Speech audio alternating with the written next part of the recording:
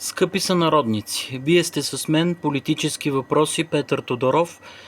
Днес е 26 юли 2026 година и България е в безизходица, където всяка безотговорна крачка може да ни потопи в по-голям хаос. Ние виждаме една политическа класа, която си играе на горещ картоф със съдбата на българите, докато ние очакваме твърда ръка и ясна посока. Нека направим нужния политически анализ. Скъпи българи, сънародници, които чакате ред, справедливост и сигурност. Днес погледнах политическите новини и видях една жалка картинка, рисуваща страх, егоизъм и държавна измяна.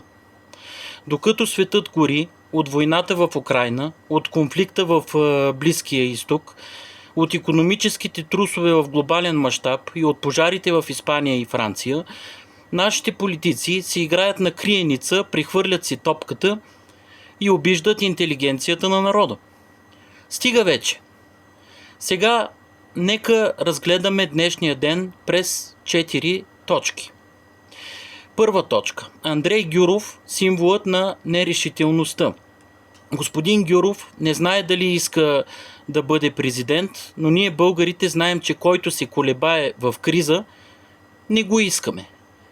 Лидер се ражда в отговорност, а не в канцеларски коридори.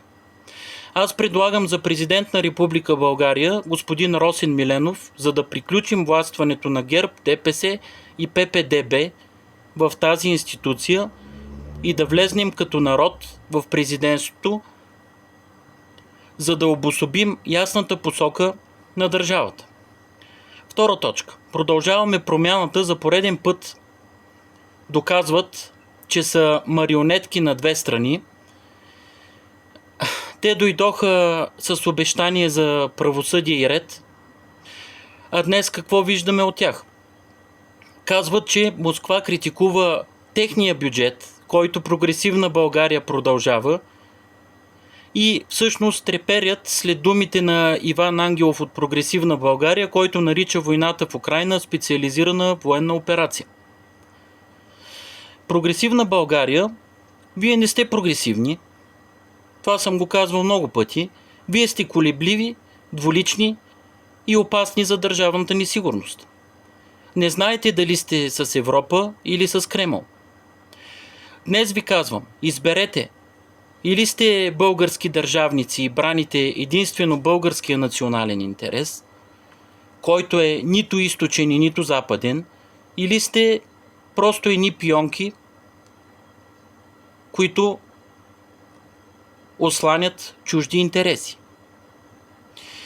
Трета точка. Мафиотския избор на Борисов и ГЕРБ. И стария мафиот Борисов нарича бюджета на Прогресивна България фалстарт.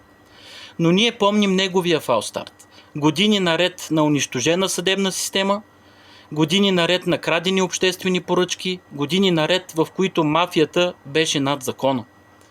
Мафиота Борисов днес дръзко обещава завръщане на ГЕРБ, но народът помни.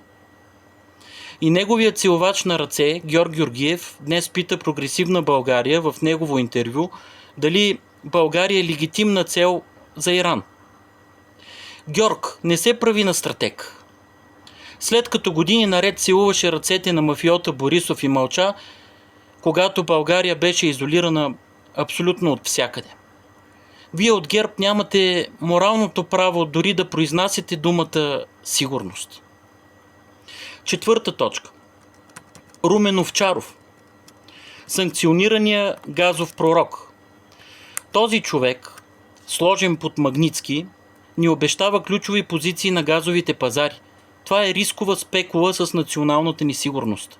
Човек, санкциониран за корупция, не може да бъде консултант по енергийната независимост на България. Това е като да оставиш лисицата да пази кокошарника. Лично според мен тези медии би трябвало да изпитват срам, че все още дават трибуна на такива хора. И сега нека задам критичния ми въпрос към управляващите от Прогресивна България и към жалката идиотска опозиция. Парламент. Какво правите вие всички, когато държавата тъне в интриги, а враговете ни навън и отвътре ни разделят? към прогресивна България. Вие управлявате, но нямате план. Имате само егото си. Към опозицията. Вие опонирате, но нямате алтернатива. Предлагате само разрушителни лозунги. Към всички партии в парламента. Прехвърляте си вината за бюджета, за икономиката, за външната ни политика, но никой не носи отговорност. Всички гледате своите депутатски столове, а не своя народ. Всеки от вас търси подкрепа от чужди посолства, а не от българските граждани. Българите се нуждаем от силна държавна власт, която да сложи край на това цирково шоу. Нуждаем се от Народен съд и Велико народно събрание, което да обоснове народния консенсус върху 4 основни стълба в държавата. Първи стълб – закон и ред без компромиси. Всички управляващи и управлявали България след 1989 година да бъдат наказани независимо от партийната им принадлежност тогава и сега. Втори стълб. Ясна геополитическа позиция на България, която ще се установи чрез национален референдум, който ще е задължителен за всички български граждани. Трети стълб. Енергийната стратегия и енергийната сигурност на България да не се дискутира от санкционирани личности от други държави, без тайни газови договорки и това да е утвърдено чрез закон. Четвърти стълб. Да се предлага винаги държавен бюджет, който храни българските граждани, а не партийните касички. Искам да заявя отговорно, ако в следващите седмици не видим единна позиция и край на безотговорните игри, ще призова народът да вземе нещата в свои ръце. На всички ни писна. Народът иска действия в борбата срещу олигархията и иска подкрепа. Време е за обединение около националните интереси на държавата, а не да гледаме завръщането на бивши гербаджии отново на властови позиции. Време е за силна България, която да говори в един глас и да не се кланя нито на изток и нито на запад, а да отстоява себе си. Вечна слава на българския народ, който заслужава повече от тези жалкари в парламент. България над всичко.